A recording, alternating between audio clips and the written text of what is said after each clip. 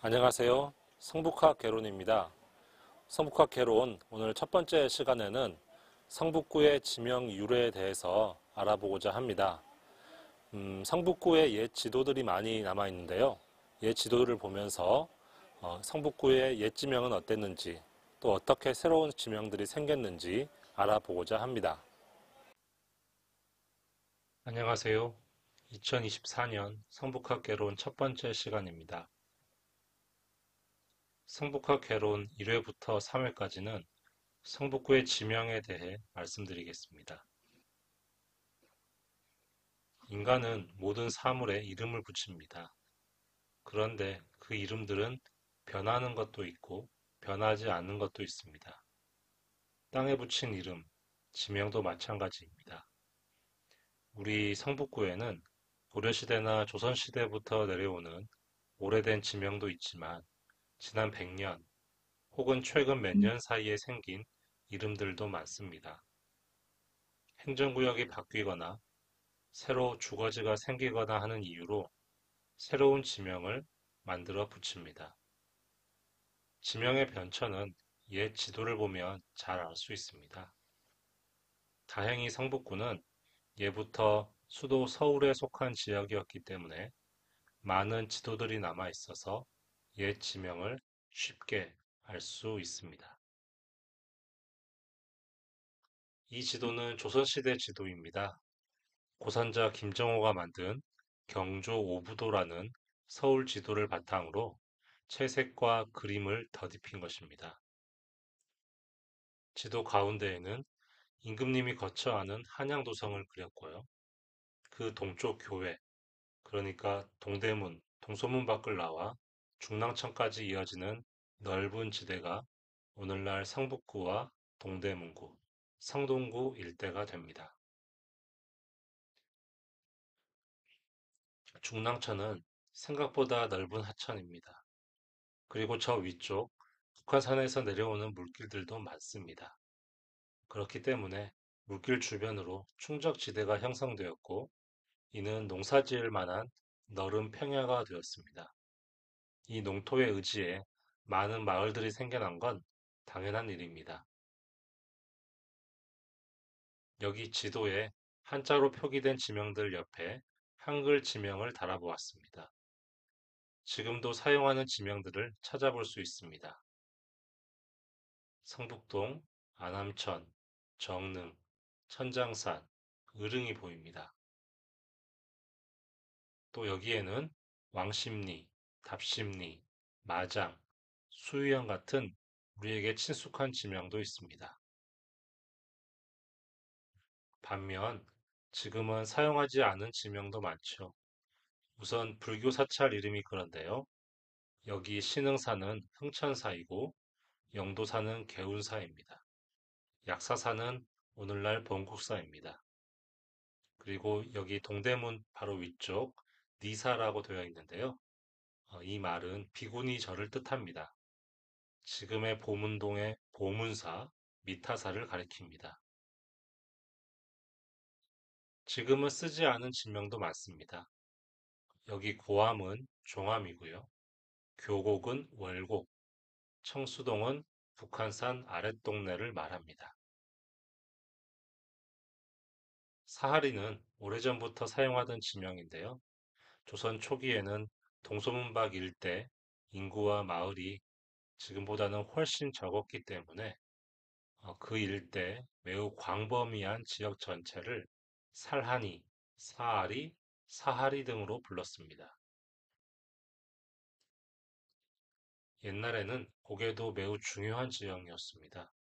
오늘날엔 차가 있어서 고개 정도는 쉽게 넘을 수 있지만 예전에는 고개를 넘는 일이 매우 힘든 일이었습니다. 지도를 보면 성북 지역에는 세 개의 고개가 눈에 띄입니다. 적유현은 되너미 고개를 한자로 쓴 것입니다. 지금의 미아리 고개죠. 여기 제기현은 지금 안암동 우신양병원 앞 고개를 말합니다. 우장현은 월곡동에서 장위동으로 넘어가는 고개입니다. 지도를 보면 고암, 그러니까 지금의 종암동 지역에 붉은색 선들이 많이 교차하고 있습니다.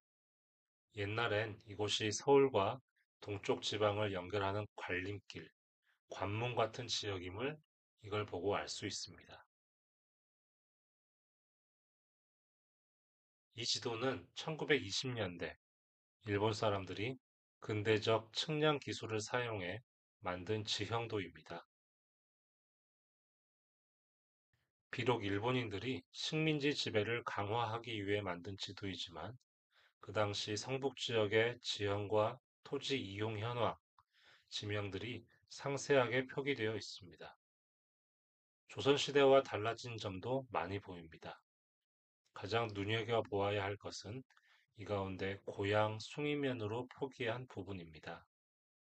일본은 1914년 우리나라 행정구역을 전면적으로 개편하고 면 리제를 확립했습니다. 그때 성북지역은 서울, 그러니까 옛 한성부 관할구역에서 밀려나 경기도 고양군에 속하게 되었고, 그 중에서도 숭인면이 되었습니다. 조선시대 동부 숭신방, 인창방이라는 지역에 속했기 때문에 숭신에서 숭자, 인창에서 인자를 가져와 숭인면이라 했습니다. 면 아래에는 리가 있죠. 종합리, 상월곡리, 하월곡리, 도남리, 정릉리, 장위리, 석관리 같은 지명이 보입니다. 이때 구획한 리들이 현대에 들어와서 동으로 바뀌었습니다. 인정하기는 싫지만 일제강점기 초 지금 성북 지역의 행정구역의 얼개가 잡혔습니다. 그 외의 지명은 리보다는 작은 지명, 즉 인구수가 더 적은 지역입니다. 바로 성북동, 삼선평, 청수동, 기름동, 명덕동 같은 곳입니다.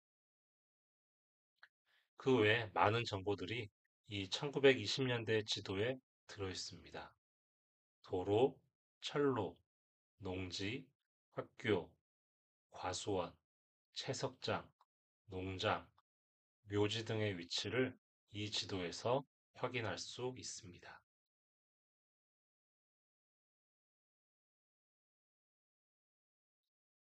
다음 지도입니다.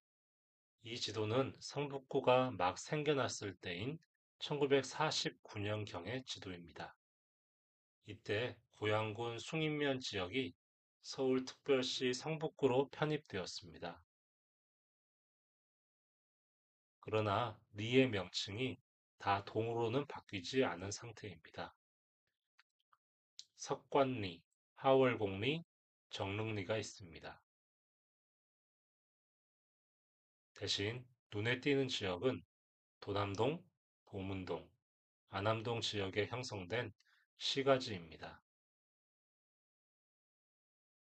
이런 시가지는 동대문구 제기동과 용두동 지역에서도 확인할 수 있습니다. 일제강점기 이들 지역에는 전찻길이 놓이기도 하고 토지구획 정리 사업이 실시돼 바둑판식 질서 정연한 주택지가 형성되었죠. 그런 시가지의 구조는 일부 아파트가 들어선 곳을 제외하고는 지금까지도 보존되고 있습니다.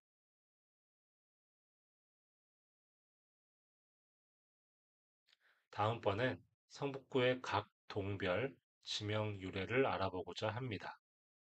현재 성북구에는 20개의 행정동이 있습니다. 하지만 이를 압축하면 12개의 동 이름이 존재합니다. 아주 오래된 지명도 있고 새로 생긴 지명도 있습니다. 역시 지도를 보면서 설명드리겠습니다. 그럼 성북학 개론 제1회를 여기서 마치겠습니다. 감사합니다.